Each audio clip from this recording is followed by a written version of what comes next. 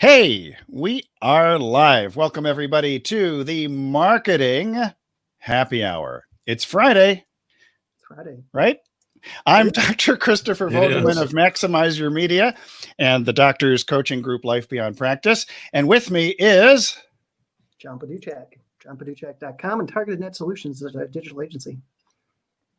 And me, I'm Troy McDonald. I'm with LiveEventMarketers.com, which will take you to the Facebook group with the same name, Live Event Marketers. It's where you're able to share your business-related and or marketing-related live stream event, or actual just live. So it doesn't necessarily have to be an event. And then you can also talk about anything that's live stream related and marketing related, and all those things that are related to live events. Pretty much live anything. streams. wait, is that live in quotes? Are you using the air quotes? Live. It means they're not live. No. Well, actually, that's a good point, because there are times when it means I means stopped like using those in our descriptions. So we thought that's yeah, it can't. This was meant a literal live, but yeah, I can see how actually generally used as in meaning something like sarcasm is Yes. what it really means. Perfect. Yeah. That's Hey, it's funny. Friday. You're going to get what you're going to get. You're going to get what you're going to get. Hey, and speaking of getting, this is my brand for today. Oh, nice. This is not my personal brand. I don't have the bottle today. So we're doing Dutch. We're going Dutch. Doesn't that sort of go with the microphone though? It does. It was Heineken and Heil. Yeah. Heil Heineken. What do we right. have? What is that? I missed that one. Joe. Crabbles. Krabby. Crabbles? Oh, Krabies is an Krabby. eye. Oh, Krabby. Krabbies. I found this recently. I was out camping, and it's a ginger beer. Are you feeling crabby today? Not And really. then Ooh, nothing like grape Crush. Grape crush? That works. Yeah, that's good stuff. I like the grape crush after it's been fermented for a while. oh, well, that's a different kind of. Different crush. Hey, who's famous? Who's famous for grape knee highs? Oh, was Leave It a Beaver? No, Radar O'Reilly. Oh, Radar Radar O'Reilly. O'Reilly. Mash. Uh, Ding, ding, ding. Great. You're going to get some points. And John Paduchak, Troy McDonald will be sending you an entire case of grape knee high. Yeah, don't do that again. Collect. Once it's purchased, yeah, exactly. Flex. Once it's purchased by Dr. V, but No. There you go. So here's the sacrilege I'm performing, which is I have a Guinness glass into Wow. which I am pouring the Heineken. So Perfect. interesting. sad. So sad. Now, and the only reason I've got the cans is because at our local store, the bottles, a 6-pack was $8.99. A 12-pack of cans was $9.99. You do the math. Carry the one. Carry the one. They may have to carry me out if I did 12 of those at once. Yeah, probably. I've been nursing these for like 2 weeks, more than 2 weeks. Yeah, pricing has been really, really interesting because, No as kidding. you know, I'm building out the live studio here, and I'm waiting forever for stuff to get here. Hashtag not a sweatshop. Yeah. And it's just been interesting as far as just the shipping time, Yeah, the prices going up and down like from day to day, and Oh, it's yeah. just everywhere. It's a pricing roller coaster. it really is. Just pick the right day. I don't know. It'd be interesting to find out if it was like my sister Michelle worked in the airlines, and she pops in here once in a while. And the pricing, she always told me, wait till Tuesday, wait till Saturday, because they would change pricing as many as, God, I think it was ridiculous, like 70 to 100 times a day, depending on when you were ready to buy a ticket. I think Tuesday is still a popular day to. Tuesday's a great day to fly. It's not always the day when the but to best buy a prices ticket. are. I thought it was one of the best days. I love flying on Saturdays though, because people are generally already at their destination and they're not terribly interested in hopping a flight, say at 10 in the morning on a Saturday. Right? I can't say Oh. I mean, So we're talking about a little bit about branding, and this is something that is always only reason I'm thinking about putting this into the spreadsheet was it's something that possesses me on a regular basis, trying to determine personal brand versus company brand. How much time do you spend developing your personal brand? How much time do you spend on building your company brand. And what is the purpose of a company brand? Are you going to be interested in selling it later, or are you just going to be a one-man band brand? That's a good question. Talk to me. Discuss. Talk amongst yourselves. And go. And go. 5. Bye.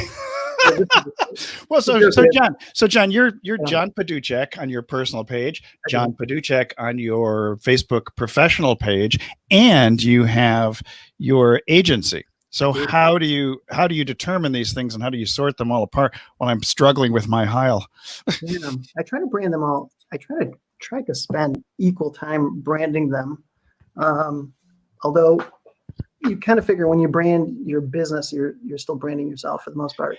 Yeah. I find they all fit together. Yeah, because people want to buy from people. We always get that. But then if you have the intention of selling your company at a later date, or just having a partner come, very often and this happened to me when I was in practice. I had the Vogelman Chiropractic Clinic, which is all well and good until you bring another doctor on board, and that doctor's not terribly interested in saying, I work for the Vogelman Chiropractic Clinic, so I wound up changing my name to something completely different. Yeah. And if you sell it, and I've seen this recently in, I think it's in La Jolla, north of here. And there was a doctor who had an associate doctor, and the associate doctor, after the senior doctor passed away, kept the senior doctor's name on the clinic, and then made some long explanation in his tagline that the reason he had done that was to honor the previous clinic owner. But that's very unusual. You rarely see that kind of thing. I've seen that a couple times. Yeah. You see it a lot with attorneys, an attorney who originally started the firm. And they've branded it for a long, long time. So it's the news. Sorry. What happened? We have like 1 million news announcements all day long over here. All the coronavirus stuff and news announcements. Don't swallow the Heil. Don't swallow the Heil. Yeah, so you do see that with different practices. A lot of private practices that have been in place for a long period of time, or partnerships, where they still honor one of the people who started the partnership. Well, it's Microsoft, not Gatesoft, right? Could have very well been Gates. He spends a pretty considerable amount of time branding himself, and now his foundation, and it seems. It's not the Jobs phone; it's the iPhone or the Apple iPhone. Yeah, but yet Steve Jobs is a very prominent figure that did. But that seems to be kind of a delicate little dance that you play between personal brand and a so-called business brand. Well, I think it actually depends on your business. So the reason why it does make sense that it's not Steve Jobs, it's Apple, right? It's not Bill Gates, it's Microsoft, because originally they started out as a product company. Mm-hmm. When you're in the information type of business where you really are the personality, which is, you have a lot of entrepreneurs online that do that. They take their expertise and they're packaging it up. That, you can have a domain which is your brand, but then people get to know it as you. Mm-hmm. So whether you're selling it as, because I have TroyMcDonald.com, which I don't have anything there right now. But I've gone, only because I've heard this before of, what if I want to sell it later on? But I've just kind of come to the realization that look, my business is really me. I'm not going to sell it off. I'm going to just continue to do stuff until I die, for the most part. You know what I mean? The business dies when I die. Yeah. I've thought about even if I were to continue to sell stuff, let's say even after I pass on, right? I have some evergreen stuff. That still can go on. And the way it comes down to, I know you have people there's some famous speakers that are no longer with us, right? But yet their items still sell. So if you go to say, Zig Ziglar or something like that, ZigZiglar.com. Jim Rohn. JimRohn.com. You can still get their stuff, and people know, for the most part, know that they're not around anymore. But it doesn't really bother them, because they know that they're there to get, in essence, evergreen content. They're not this guy's website's selling me stuff that's not applicable.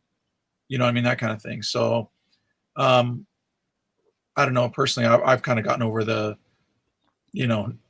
branding either, my name or not. So Yeah. Well, the only reason I bring that up to some extent is because now if you create something that goes beyond a business and kind of becomes sort of a movement, you don't have necessarily, well, I guess Russell Brunson likes to think of ClickFunnels as a movement, but it's not Brunson funnels, but there is a personality who is a co-founder. And I would imagine when you have more than one person founding a company, you tend not to have it as a hyphenated name for that company, unless, as John was talking about, law practices, accounting firms, things like that. I mean, Anderson Consulting is named after Anderson. Right, Arthur Anderson. Yeah.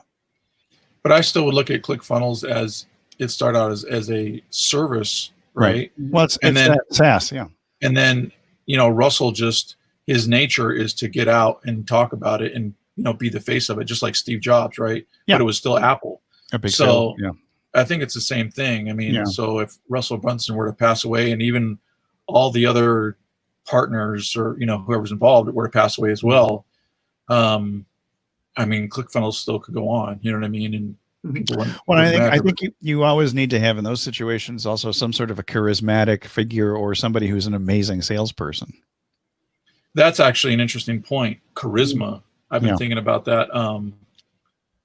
Just for lives and stuff, talking about like finding your own audience and, what is it that they, because what if you don't feel like you're charismatic or even attractive? Because charisma isn't necessarily always looks. It can play a role in it, right? Mm-hmm. But then I also do see people that have large followings, and I'll say this. I mean, a lot of them that I'm referring to, say, are women, right? Where you wonder, like, well, she's attractive, right? But like, so how many people are really tuning into her message, so to speak, or more for like, wow, and I'm thinking like, guys, right? Guys turn in to see some hot girl or some good looking girl, and it's just interesting how it plays a role in it. But as actually we're talking prior to going live with John, he having a friend that's kind of worried about some of his how he comes across, on live events or live streams. And I do really think that your looks can play a role. There is charisma, which, I think that's just so many different things built into it. But then your content is important as well. Well, and your intention. I think people can pretty much feel somebody who actually cares as opposed to somebody who just sees dollar signs. Well, now how does that apply to somebody like, say, typical gamer who has 8 million viewers and all he does is play video games? What's his intention? You know what I mean? He most likely he enjoys playing his video game. He wants to play forever. play all day. But I also think it's like what the people already know that they're buying into, so to speak. Yeah. Like you already know you're going to just be entertained by his personality and the gameplay. Yep. And but it's really interesting because I think that's the biggest thing that I've kind of been wondering about, like, why do people not go live? And to build, again, their brand, whether it's themselves personally or their business, is wondering, will anybody be interested in me? And can I hold on long enough to find enough people? Here's somebody who holds off for a long time. My sister from Brewerton. See, I told you we had friends and family. I know. Michelle. Hi, Michelle. It's Friends and Family Day. Friends and Family Day. When Sushi pops in with her kitchen cam. She might. The kitchen cam was my favorite. That had to be one of the best ones of all. It's like, what's cooking? What's in the background? Who's got the it was half what's cooking Michelle. And half your sister. The big bottle of drink. Yeah, she kept, but it would have helped if she had actually taken the top off the bottle. She would have gotten more for her money in that case. She also might have felt that she might not have ever got that meal finished. So. She might not have. That's pretty good. What's for dinner, Michelle? Cheers. Yeah, Michelle, what do you got for dinner? So anyway, those are things that have been, just coming to my mind of, building your audience and just really how the world is so microwavable mentality where if it's not, I tried it 2 times, it doesn't work, I'm out of here. And I'm like, well, yeah, that's that instant gratification. Yeah. And no one has patience for anything. Yeah, and I'm like, I don't care what you were going to do. If you tried something twice and it didn't work, I mean, I think there's certain things that are obvious that you're like, okay, it was a really super long shot, and you understand like, okay, that doesn't work.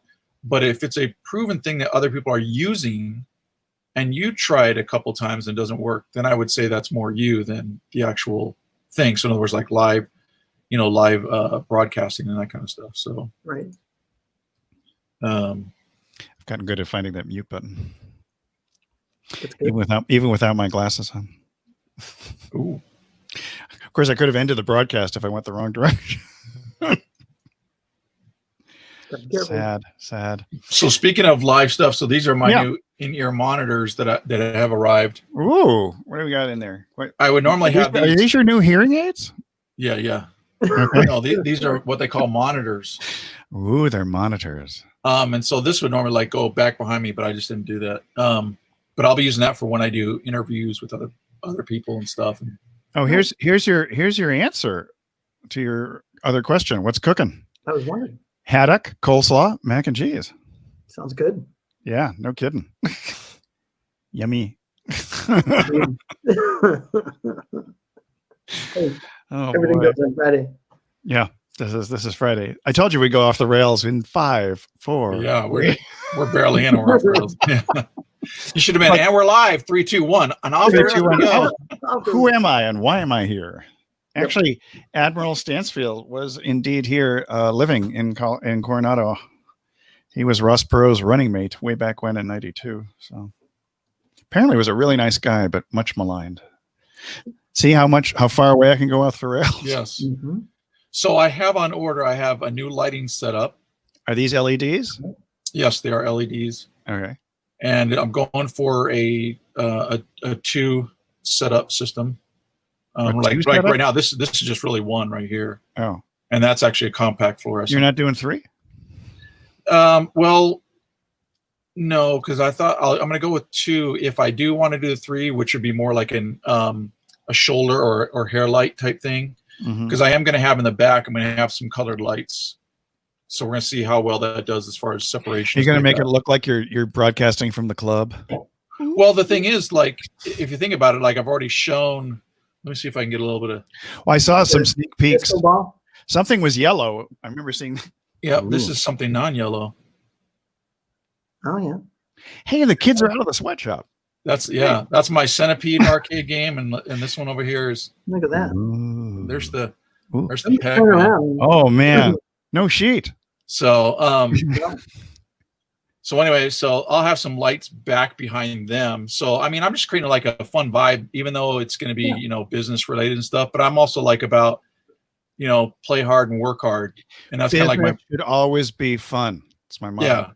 Well, there's some people though. Interestingly, you say that they're all serious business, and I'm like, I get that, and I can talk that, and I do that, but at the same time, I'm the jokester too. That like I like to lighten the mood at the moment, and just have fun in the process. I don't know. It's kind of interesting that I have really those 2 sides because I can go really hardcore serious and really hardcore just be crazy. I know you can geek out. That's for sure. Both ways on that too. So. And then, so, I mean, and that's the audience that I want. I mean, I don't want the serious hardcore person that can't concentrate, but then also the serious hardcore business person that just all wants to talk, nothing about business, whatever. Well, I mean, if business, I've often thought that if business isn't fun, why the heck are you in it? Maybe you can find something else to do. Well, it's quite interesting. Some people think that business for them, it's fun to just be the serious part. Be serious about it. There's so-called serious fun, which is in the gamification world when you create a structure that actually will encourage people to concentrate on the important stuff. Right. And I wanted to say hi to Terry. She Terry just popped in. She's I think waiting somewhere right now, and she's out. She's out of the house. Yeah. You're not in your running outfit anymore. She's out and about I think, right now. But I told her we were live, so she popped in. Cool. Well, welcome, Terry. Welcome, Terry. I like the new photo, actually. I do too. Yeah. Now we know what Terry actually looks like. It's cool. We will not negotiate with Terry. No, terriers. Terrierists. We don't negotiate with terriers. That's what I said. Oh my gosh. But let's see. So what else I have? What else you got behind the microphone? The microphone. I started going through my stuff because I was like, over the years I've gotten stuff just like you. See what you already have. Pile sitting there. Yeah. So I have a mic that I want to try out. Mm-hmm. But I'm also debating on the boom arm. Mm-hmm. Because the way that I have the lights are, I can actually attach stuff to the pole. Because they're going to be desk mounted.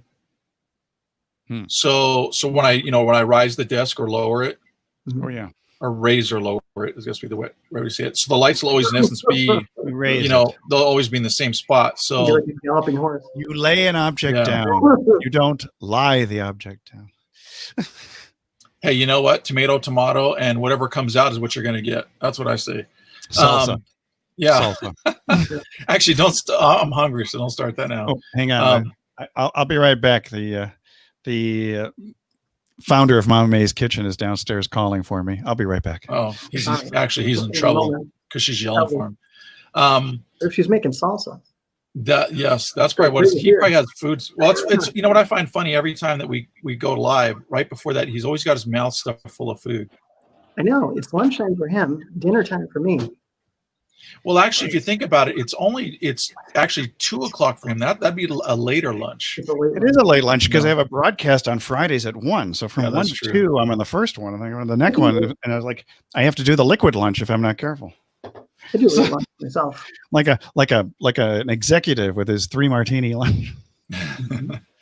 So I have a microphone that I want to try out, and I can attach things to the light poles because Would you attach the microphone to the light pole? Yeah, because I can do it with a boom arm. It's going to be like it'll be like right here where it's just out of range. Okay. So I'll have no mic that you'll see. And let's see, what else do I have? Troy McDonald from the Boom Boom Room. Is that why you were looking for a shotgun mic? Yeah, actually, I started looking into shotgun mics as well as. Do you need a permit for that? Yeah, exactly. Shotgun mic. And then there's also your shotgun mic and a dead cat. Yeah. Oh my gosh. Speaking of Angela, she abandoned us today. She scheduled somebody. How dare she? Speaking of Angela, dead cat. Anyway, yeah. So I'm just looking to see if I need to order an extra pole for. Well, I actually am, but it's just actually what extension arms am I going to need because I am going to have a camera that is actually a DSLR for my video. It won't be like a Brio or anything like that because that'd be one of the better cameras. But I want to have the background and the bokeh effect. The BOKEH, where it has that, slightly blurred and stuff. So, did you know? I just heard this week that they came out with a. I'm not sure if it's a new connection or a new piece of software, so that you can connect Canon DSLRs to your PC or whatever. Yeah. Yes, there is. So Canon came out with a little piece of software. That you install, and it'll allow your camera to be used as a webcam. They also came out one with the Mac. Yeah, Canon. They also came out one for the Mac. However, if you're using Ecamm Live, you can already plug in your Canon, some Sony, some various different models of cameras into your USB port, and actually use as live cam. And that's how I'm going to be doing mine. Cool. But so the model of Canon that would support, can you use it with a TI5 or you can? Okay. Yeah. Yes, you can. Because in fact, I think I'm using I think TI3 and up. Oh, really? Yeah. Mine's a 3. Okay. Actually, mine's older. Yeah, older than the 5. So mine's a T3i, and that's what I'll be using because I happen to have it. So I'm not buying another one. I wonder if I can borrow my wife's TI5. Well, she's not using it. I mean, she's always using it for taking photographs of food. That's the challenge. Oh, well, then in a sense, the only thing you would need really is how you decide to mount it if you really wanted it to where you could just pop it on, pop it off. Yeah, something like that. Yeah. Just try Notice I did that. Sharing- Notice I did sharing that. is I said caring. pop it on, pop it off. Mhm. Kind of, Pop it kind of like did it's hot. reverse, whatever. It's like a, But Terry says, howdy to all of us. I saw And said something like, all three of you look like you're losing weight. We could be, I don't know. that. It is entirely possible. Actually, during this whole COVID pandemic thing, I actually did drop weight. I think I got stressed out and wasn't eating as much, whereas some people stress eat. So I think I may have put on a COVID 5. the COVID 5. Yeah, Monica and I were talking about the COVID 15, the COVID 25. Yeah. It's like the freshman 15 in college. Yeah, it's interesting. When I'm stressed, I don't think that my eating changes. I think it's more of my sleep changes that because I'm always like trying to think, you know what I mean? So I'm just like, and I just get all wound up and Stop thinking. yeah. It uses a lot of energy. But Maybe apparently that's not it. enough to make me sleepy. Maybe that's it. We've been thinking so much. We're burning glucose in the brain faster than when we were just on regular lifetime activity. Never know. So It is possible. so anyways, that's my setup. Already got the camera, already got a mic that I want to try. So when are you going? Yeah, when are you going live? When's the the lights are still a week away, and it's just it's just like taking forever for stuff. You could have told them that they were LED lights for an emergency room, and you might have gotten it faster. Yeah, Maybe. Don't know. It would be like, well, they get there when they get there. It's funny because some stuff has come really fast lately, which made me think that distribution has become it's not consistent. It's really not consistent, though. That's the thing. It's straightening out a little bit now, I think. Seems like stuff is more. It's easy to get something. The other thing to point out for people too, when you're doing live streams, is I'm going to have to work on the positioning of the lights because I do have glasses, so you don't want the glare. See, like if I look up, you can see like more of the glare of this light, but you want to have them positioned right so that you don't get that glare. See, I've got the outside, which there's my sky.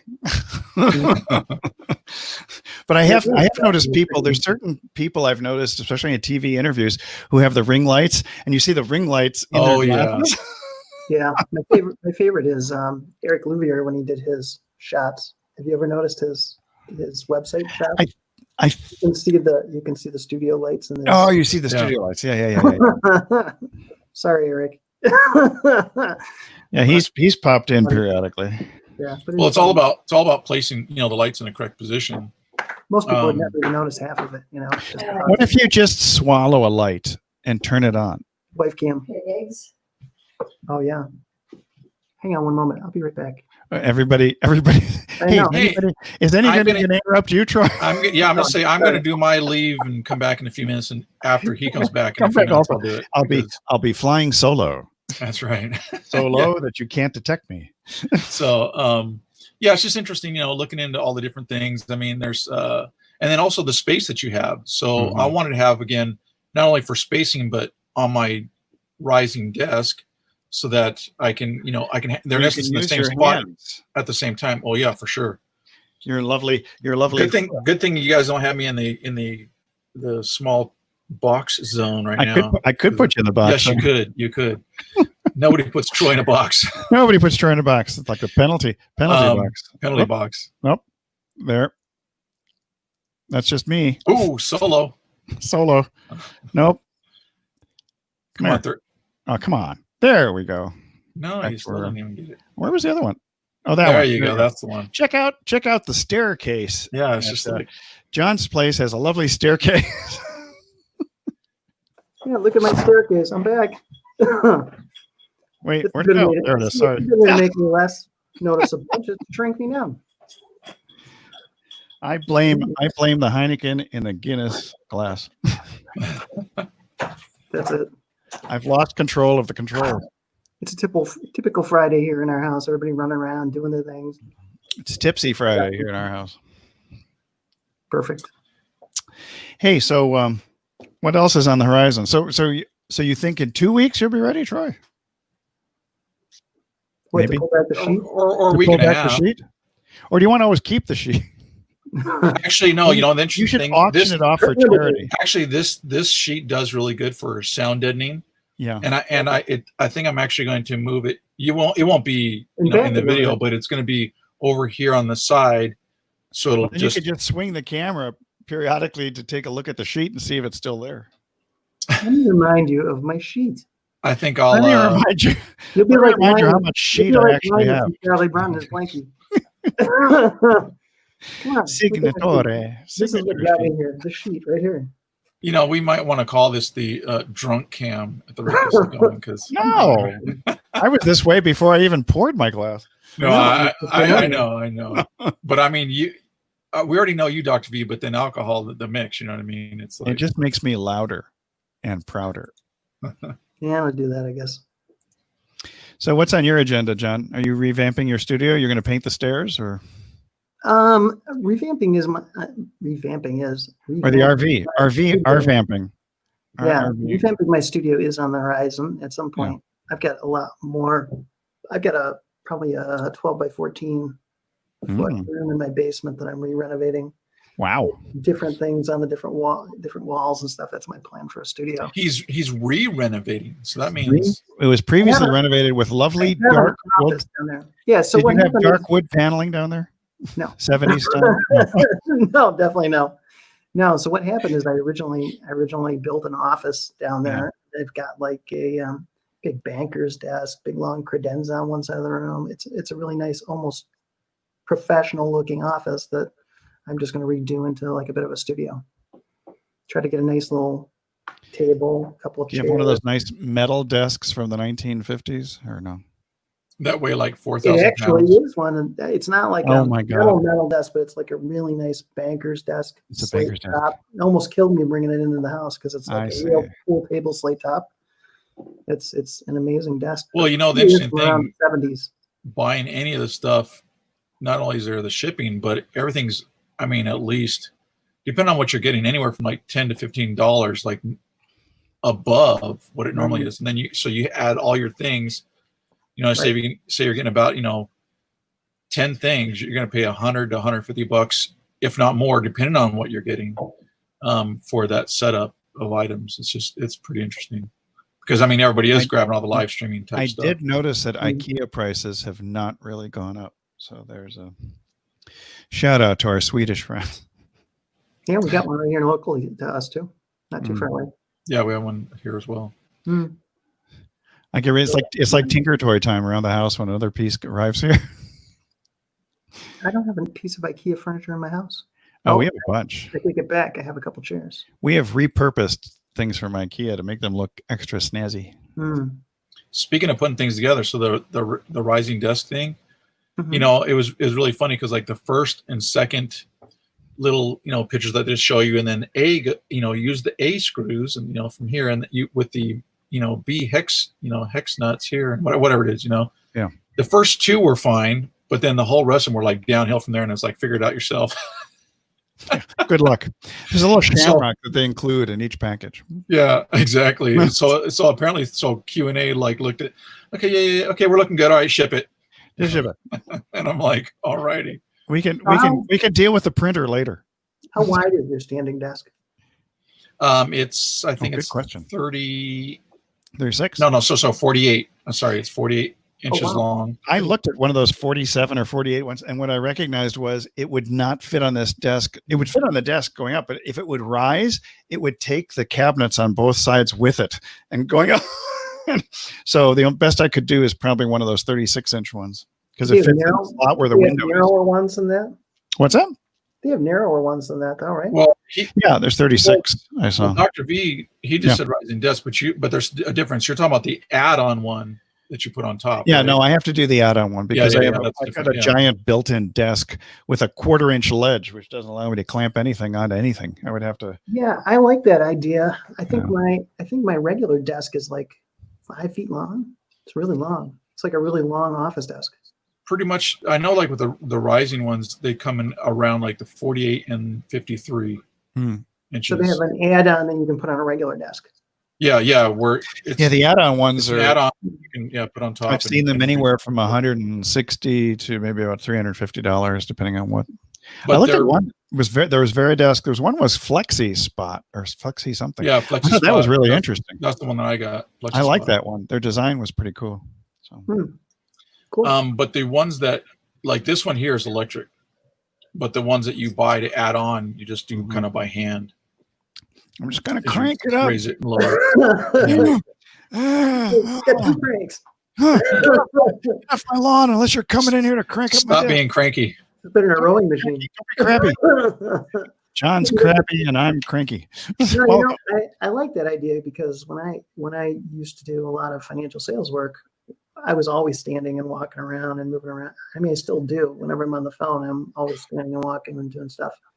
So I do. Yeah, I mean, I really like the idea. I mean, Angela is the one that really brought it to mind, and I'm like, that does totally fit my personality. But I'm just so used to sitting down that I didn't even think about it. But I'm like, it's like we've talked about before. The standing up, you get into a different mindset, kind of vibe, and that kind of thing.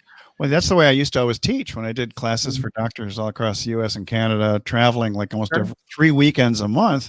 There'd be a standing podium, and I'd be wandering around the podium in circles, sometimes like a dog chasing his tail. But you get used to the whole standing thing, and you have a lot more energy than sitting down. You do. Yeah, absolutely. And I also think that for certain people, it helps the thought process as well. Even though you may know your material, but it helps the thought process. I'm not an Indiana pacer, but I do a lot done pacing back and forth. Yep, me too. Well, and the goal too is to get more content done. And it's kind of like we've talked about before, whatever it is you need to do to help remove any of those roadblocks of getting you started, you want to do that. And that's also why I like the live snippet format, where it's a short. Yeah, exactly. It is, a format that again allows you to get in, kind of get out, but also, using it to reach people that you want to reach, your audience. And I think that's the thing. I mean, so standing up and then to be able to do a live snippet for, 5 minutes, whatever, thing like that. I mean, anybody could do that. Even if you're fumbling for the first few, like, okay, what I want to talk about. But if you really know your material, whatever it is, I mean, heck, you could take almost any topic and chunk it down into how many, live snippets. And then it's just, it's pretty interesting. You need to fight for your right to stand up and create content. Okay. I gotta open the window. Okay. Sure. Yeah. He's getting hot. He's got to get that window open. Getting hot in here. Hot flashes. When you get to that age, Yeah. But I really do think that. I really do think it is. Cranking. You're cranky, not cranky. He's cranking. I got you. Cranking. Oh, the other thing too is that I'm looking at my whole setup. I'm looking to do, and is for also podcasting. Yes. And it's so funny you say that too, because I've got 8 episodes lined up for a podcast, but I have been podcrastinating on getting that thing done. Perfect. Well, then you need to find out why you're podcrastinating. Podcrastinating. That's when you say you're going to do a podcast, but it never gets done. Yeah. That's my new hashtag. And it's funny. That's been a common theme around here lately. Is I've got all these videos that I've done or I've done in live streams and cutting them up and podcasting them. Yeah, is a great strategy. So. Well, I think, and it's interesting because I like my favorite podcasts actually are the ones that are under 20 minutes. In fact, even the ones that if they can crank out something or 10 or 12, all the better. Yeah. Same with my favorite live videos. That's when I realized that we drag on and on. Well, you know what? Yeah. Well, I'll track in 5. Yeah. So it's we ought to just have a scrolling thing at the bottom that says now sidetracking. Now sidetracking. Warning, not for people with good concentration. There you go. But no, I actually think that there are appropriate times for the longer ones. I think when people already know that they're in essence about to attend something that's going to be covered in a longer format. But I think on your general kind of like interviews, guests coming on. I mean, that you expect at least a half hour, I think, most of the time. Yeah. And so, but I really like the general live snippet format where it is, I mean, shorter because you can teach a concept easily and quickly, people's attention spans. And plus, again, I mean, I think, most people, there are a lot of people at times when they will be, watching or listening to something, but then they get sidetracked just because of life happens. Mm-hmm. And so, but then they never get back. So they may not get your full point and stuff. So you have to almost cover all your good stuff up front. But doesn't that, I mean, it seems as though, I mean, granted, live is preferred over. I know that's John was going. But the question is, do you get as much benefit if you're only doing something, say, for 2 minutes or 5 minutes, compared to something where more people will actually be able to see it live? I'm just wondering if you're feeding the algorithm a higher fiber diet if you have it a little longer. Just I think theory. So I don't know. It's kind of like yes and no, because it's interesting for me. I've seen it be where it works for you and then it doesn't work for you. You know what I mean? So it's almost like, I think what's most important is that you provide value. Mm-hmm.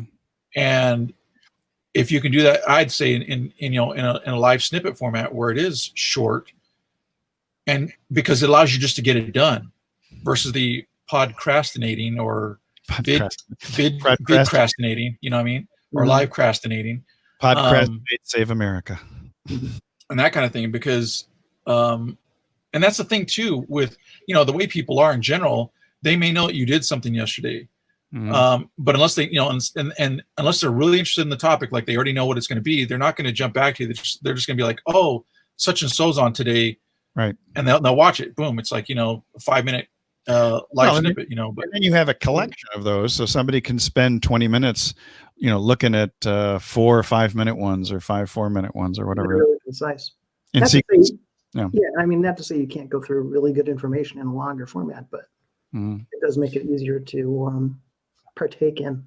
True. And I wouldn't expect anybody to take something that is, say, a 30-minute or an hour-long presentation and try to cram it into a 5-minute one. I mean, you shouldn't do that either. I mean, that makes no sense. Here's the other thing, though. So if you have a snippet that's only 2 minutes or 3 minutes long, I don't know that audio is going to make for a really great podcast unless you string them together. Oh, I don't know about that. There's a lot of. You think the 2-minute podcast? There are several. 2-minute podcast. There are several. Yeah. There are lots of now 2 to 3 minute to 5 minute podcasts. Well, I can see 5, but I'm trying to figure out how do you do it. Even just like a quick idea for the day kind of thing. Oh yeah, the idea for the day. In fact, I know 2 or 3 people that do those. Yeah. Yeah. I want their names. 1 to 5 minutes. Addresses. Okay. Yeah, and then there are other people also that say, for example, they're going to work out or do something like that, go for a jog or whatever, and then boom, they can put on your podcast. I mean, just go boom, boom, boom, boom, boom, boom. But you're hitting all a subscriber that can just go 30 minutes. Yeah. All 10 episodes. Pop your episodes. Yeah. There's a good. We got a lot of popping going on, but I'm not using that pop shield. For the day. Your pop. You're gonna have a lot of slobber in your microphone by the end of the day. No, I'm not. I'm very conservative with my saliva. I need it for digestion. Episode thing. I'm going to sterilize it. It'll be sanitized for your protection, Troy. You'll UV it later, right? Exactly. Hey, so what else? What else is cooking? So John is going to remodel his remodeled place. Troy has his what's behind the sheet. I got nothing here. Although what I am interested in doing is getting one of those backgrounds that I can just not nail to the wall, but just kind of hang on the wall, as opposed to having a green screen or something. I've got the green screen and the white background and all the fancy schmancy stuff, but I've never used it because I never liked the way the green screen looked. Yeah, because you gotta have a lit really those weird little halos and outlines and things missing and stuff like that. Plus, nobody's going to believe that I'm in the South Pacific until I actually am in the South Pacific. Correct. So, should do more stuff outdoors. I haven't done much outdoors, but like today is a great day for that because it is June gloom. There has been no sunshine today at all. Just the marine layer has been in, but there are little patches of blue sky south of here, and so we might get some sunshine, some bright sunshine. But actually, one of my favorite times here in Coronado is May gray and June gloom, when there's so much marine layer here that maybe it might burn off by noon or 1 in the afternoon, but you can go on walks and not worry about skin cancer. So Yeah. And actually, it's not bad time when it's a little more overcast. And great. You have you have fewer shadows. You don't get Right. that harsh light and things like Nope. that. So Perfect. yeah, Perfect. for photography and video, it's just great to have that shadowy type thing. Or even like with Maggie taking food photos for her blog, these are some of the best days. Mhm. So, and if it's super sunny, you bring the video equipment and the photo equipment further indoors away from the windows and use some additional light. But most of her stuff is all shot with natural light. It's she actually hates artificial light. So if you can recommend to me LED that looks just like sunlight, that would be awesome. So I think a lot of the panels are pretty good. something Yeah. relatively warm, I think. Well, you can do that with the panels. You can get the Yeah. panels and adjust the temperature on them. You can. The light temperature. Mhm. So From you warm can to yeah. Yeah, but can you wait, so with LED panels or with just others? LED panels. Yeah, that sounds great actually. Yeah. Because the LED, I've often seen most of the stuff looks kind of blue or bluish or blue Well, white. that's because But that is there, right? yeah, but then you can then, if you have the adjustable one, take it more towards the Back it down. the golden, Yeah. you know. The Golden Girls. So, A little So the more thing- sunsetty. yeah, so you can, well, and that's the thing, you can get them to where you can adjust to where you're not like one or the other, but you can have a blend. Somewhere in Yeah, there's a gradient in essence in there. Yeah, happy medium. yeah. Hey, so Troy, what is you're doing a podcast? Do you have a name for it yet? You know, I don't. The only The reason joy- why. I'm suggesting the Joy of Troy. Oh my gosh. Troy. I love it. Troy Boy. Yeah. Oh my I'm looking for a gosh. name too. You got one for me? For you, I'll have to think about it for just a Yeah, little bit. think about that a minute. Something for you, don't worry. I'm not gonna. It's not something like Get Off the John. Let's I see. knew it. I knew it. You must open that Pandora's box. John on the Get spot. off the John. John on the spot in the spotlight. There you go. Oh my gosh. Oh man, In the vast. Yeah, you should. very strong. Yeah. Yeah, and in fact, like my podcast in essence is really just to repurpose, the live material. Live that I event. do. So would it be like Live Event Marketers podcast, or would it be Survive by going live, Thrive by going live? Be some version of. Yeah, I actually haven't even thought that yet. And that's the thing though. Because it goes to the beginning of the whole thing about branding. Does it? Right. Yeah. Well, no, the interesting thing is I actually have been thinking about that. Like, so having been in the game for so many years and I know so many different things, Yeah. my biggest thing that I really like is lead generation. And that's kind of what I think I'm going to focus. Cause I mean, I have live event marketers, right? But that's not like my end all thing. That's more of just to get to know other people out in the industry and, work together. And again, to me, it's about the networking, right? So what am I actually going to focus on? I really think is going to be the angle of lead generation, both through actual written content, video content, podcast content. So anything that you can use to generate, more leads for your business. I will have generated 10 names for you by tonight. But the thing is, I thought, I really want to specialize though. Yeah. You know what I mean? Like you kind of need to, instead of just saying like, I'll help you generate leads. My car wash leads. No. Doubling that. No. Yeah. HVAC. So, I am an information producer or creator, right? And that's mine's been my background has been in selling information to other information producers and that kind of thing. And so that's been what it is, but I kind of want to get more into the realm of those who already have a business that is about information selling, but yet they want to generate more leads. So in other words, it's either like coaches and consultants and that kind of thing like that. Yeah, Eric had his. He still has the podcast, but it's hit and miss. When he will broadcast was just sell, baby. I thought that was great. So his hashtag was JSB. JSB. So yeah, so that's just the thing I've been actually thinking about, like, what's the angle that I want to do. And because, sometimes I see myself, that seems like I might be too serious, but I'm like, I just got to remember, well, I need to find just the fun people within that audience. I mean, the people that, again, I resonate with. There are plenty of them. There's no doubt about that. You find your tribe and your tribe will stick to you, or, those people who aren't interested, they just run away. You'll repel them like mosquitoes to off. Or off to mosquitoes. Off with the mosquito. Off with the mosquitoes. There you go. Because that's the thing. I mean, like, it's so easy to be too broad, but yeah, I've heard somebody say that you can't go too narrow, and I'm like, well, I think you can go too narrow if you can. Nudist vegetarian hang gliders of California. It's you wouldn't believe how narrow it actually is. You may have different ideas. So well, alrighty. Alrighty then. I'm referring to that, it does depend on how many people there are in that, but then it also depends on what you are selling to them. True. Because if it is narrow, but you're able to get the money, the amount that you want to get, from that audience, then it's fine. But your list of 1,000 highly qualified buyers beats a gigantic audience of 1 million people who never, spend more than $7. So, or even better, your 1,000 raving fans. Yeah, well, as I was thinking of, your highly qualified buyers hopefully are your 1,000 raving fans. Now, when they rave, do they also rant? Probably. Rant. The other thing that I've been thinking about too, again, part of my focus is to make the information more concise, thus the live snippet stuff, because I think all of us are so overwhelmed with so many options, so much information to consume that nobody has time for it. So ain't nobody got time for that. Ain't nobody got no time for that. That's partly going to be my focus as well, is that it's taking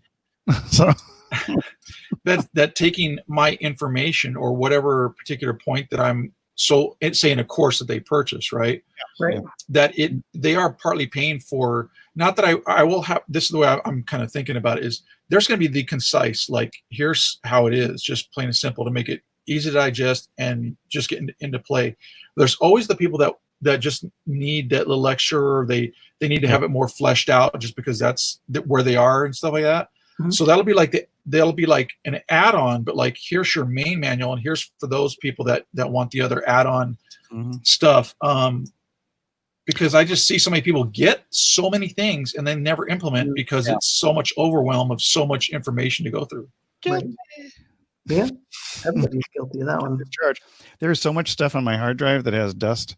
I need one of those blowers to push it all out. I got one of those.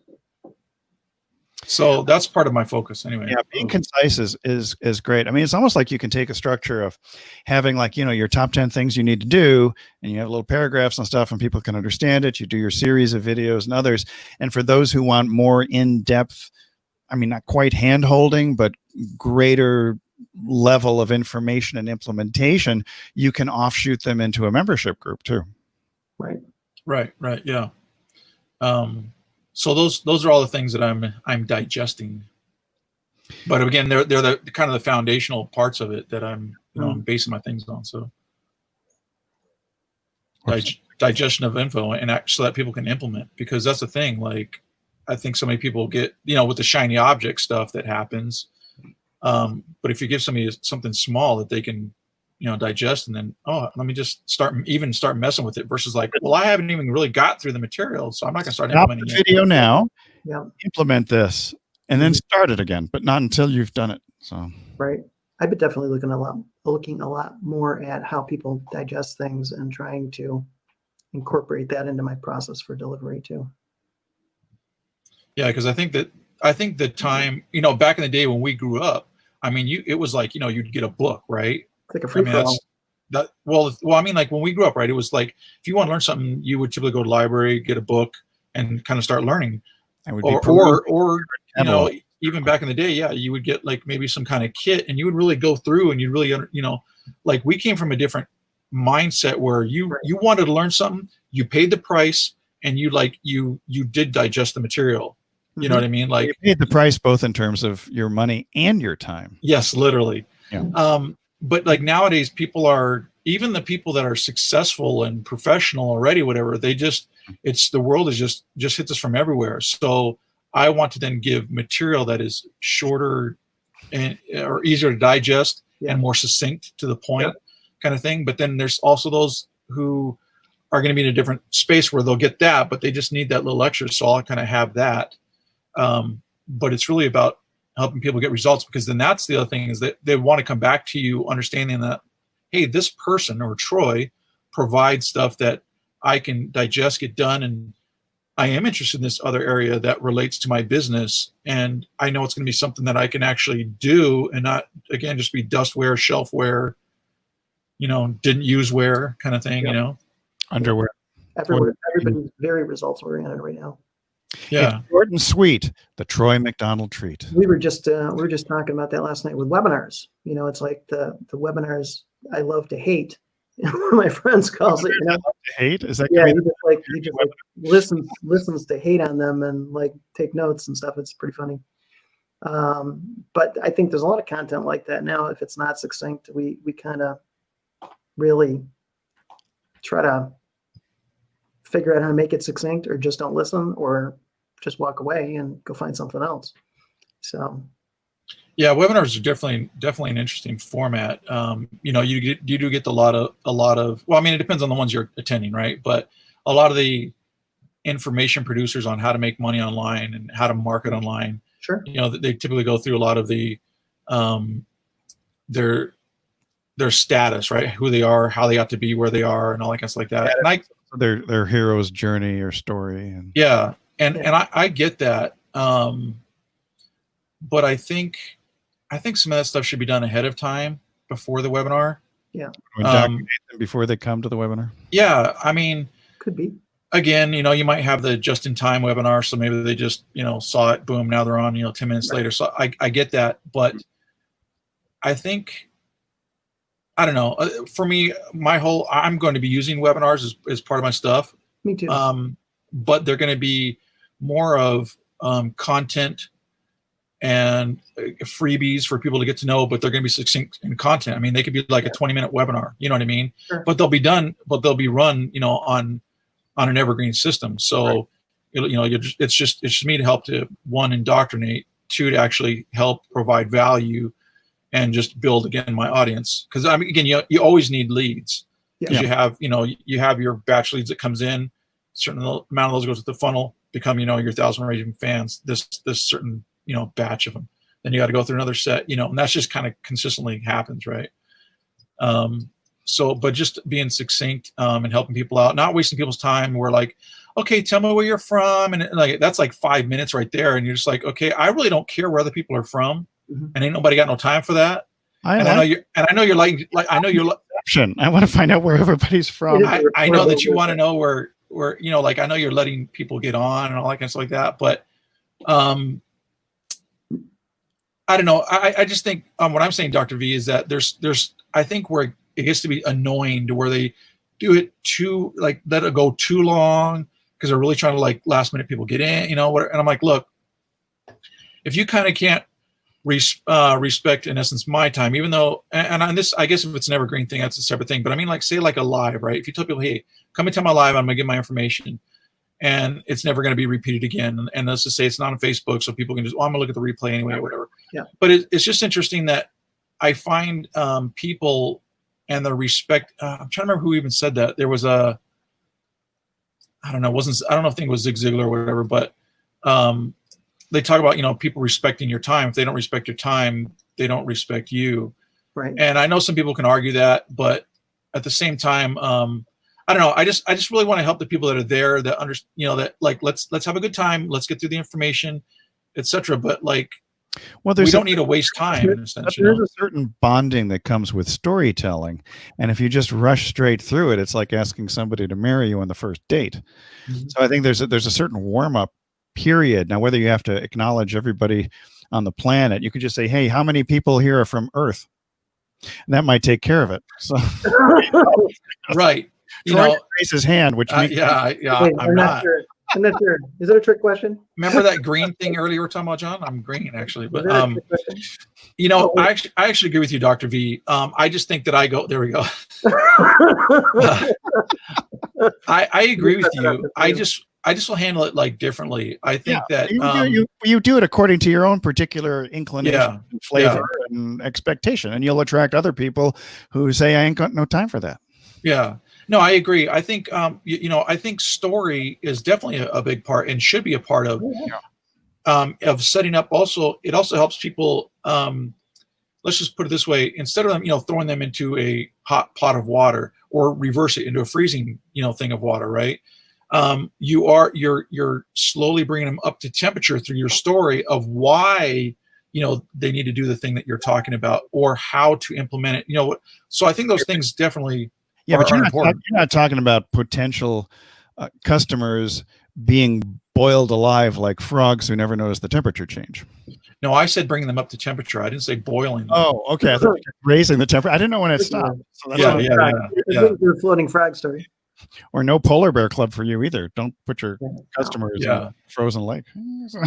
So anyway, the reality is it's a working process. I have the ideas and the concepts, and I'm out to mold that and whatnot. But in general, the foundation is people are needing to consume things in many different formats, whether it's audio or video, shorter format, live snippet, as I say, and that's the thing too. Getting it done is like live, because sitting down and then. Typing out and thinking of every little minute thing. Yeah, it's a lot easier to create content live than it is to try and do recorded videos. I did recorded videos the first time I did a Facebook Live, an official one. It was a recorded video that even said previously recorded, and I had bumpers in the front and the back. My voice was doing mostly slide share. But man, just the intro and outro probably took about 25 to 30 takes each because I wasn't happy with the way things looked. Right. Yeah. No, that's seriously how it is. I mean, when you're doing the recorded stuff, you or heck, even if you're going to do when you do the editing, I mean, there's a joke in essence that's going around, but 1 minute video takes 5 minutes of editing. Yeah. So it varies, right? But the reality is it does require more time. Yeah. And I think there are appropriate times for it.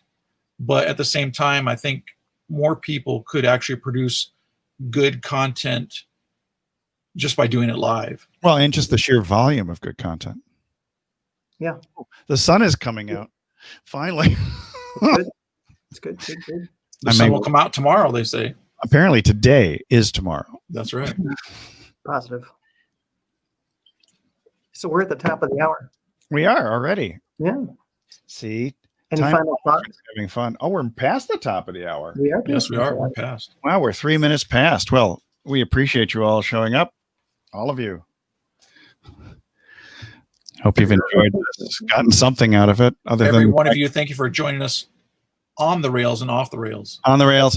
We could change the name of this whole thing from Don't Dream It, Stream It to On the Rails and Off the Rails. On and off the rails. Off the rails. On and off the rails. I kind of like that. On and off the rails. Yeah. Live streaming gone bad. They're mostly off the rails. I like off the rails. It's probably already been taken as a domain, but we'll find it. So That's don't anybody steal it until we get it. I get this. All right, so I'll start off to finish.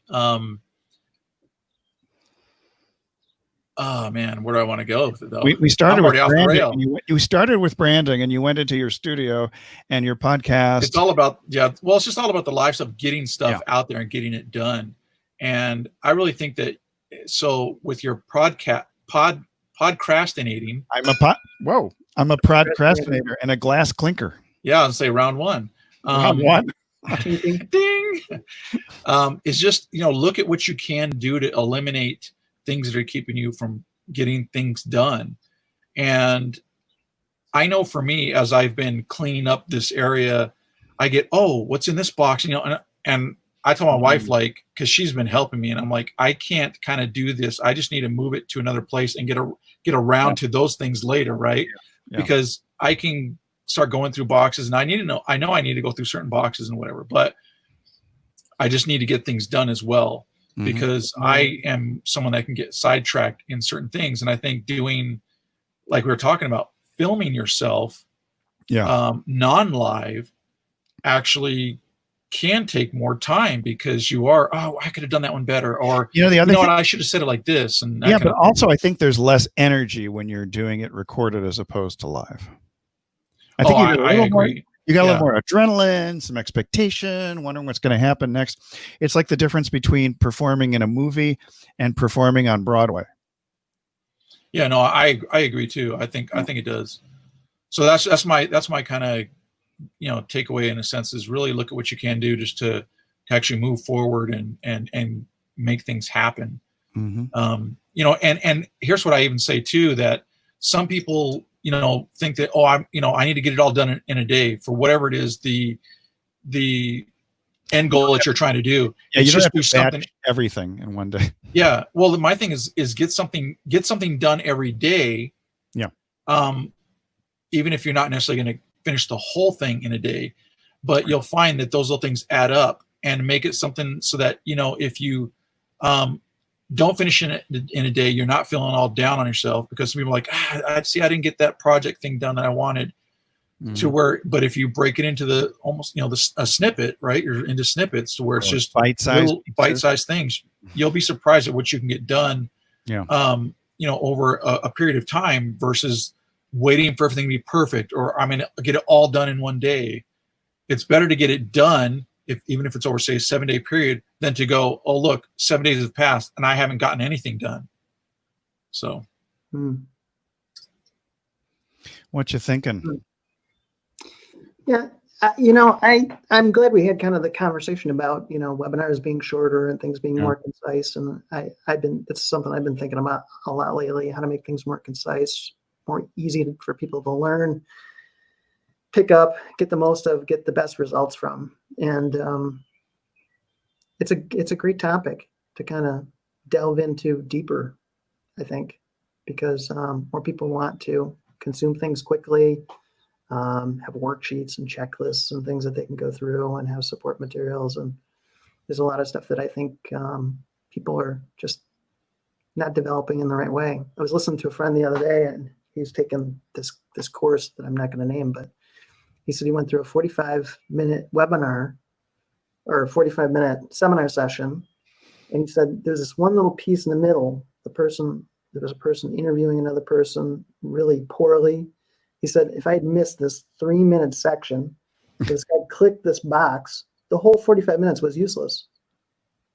And I think it's that kind of stuff we got to start thinking about for the messages we want to get across to people, the courses we put together, all the stuff, how we can make it more concise, more easy to absorb. But, and there's a lot of ways to do that. There's just so many different pieces and parts, more audios, more PDFs. I think the whole webinar stuff is going to change. I sat through a class yesterday with a friend of mine that does B2B webinars. And, he's talking about the fact that, especially in a B2B webinar, you'll go through the whole time frame, and there really, in so many cases, isn't a call to action. Most companies do it poorly. There's no call to action to it.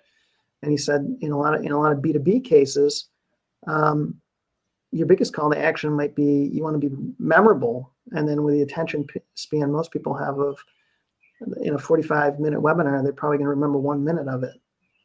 What's the most memorable 1 minute you can give them, right? It's an interesting time to be creating content for people. It reminds me of some of the podcasts like our mutual friend James Schramka would do, where he takes a little teeny talking about him today too. Puts it at the beginning of the podcast so that you listen to the podcast. Yeah. One thing I really like, I'm going to point this out because maybe people will look at it, but one thing that I really like now is that James, he's a great podcaster. He's had a lot of super, super successful podcasts. He's probably super fast. Yeah, that too. He's probably the most successful podcaster that I know well, right? And one of the things that I really like is his podcasts on LinkedIn. And he's the only one I see really putting his podcast up on LinkedIn. He's getting a lot of attention for himself. He's getting a lot of attention for the other person who he's interviewed. Right. Plus, it does that dual branding that we like. He's being seen personally in it, and his business, because, he's really branding both. I said, he's a really good example. I was talking about him today with another friend of mine. Anyway, that's my final thought. But for people that get to see that, he's a good one to look at. On LinkedIn, I think he does a really good job of kind of that dual branding and really taking advantage of LinkedIn with a more business-oriented podcast. I'm just going to end this with the consummation of all of your organization will be content creation. Push it out fast. So push it out fast. Wow. We'll be back next week. I'm trying to be succinct. Yes. Yes. That's very succinct. I'm practicing. So we'll be back next week at 2 p.m. Pacific, 5 p.m. Eastern, 4 p.m. Central, 3 p.m. Mountain, and 11 a.m. Hawaiian time. Because you guys did not do daylight savings time. Anything else? Nope. Cheers. Have a good weekend. Have a good weekend.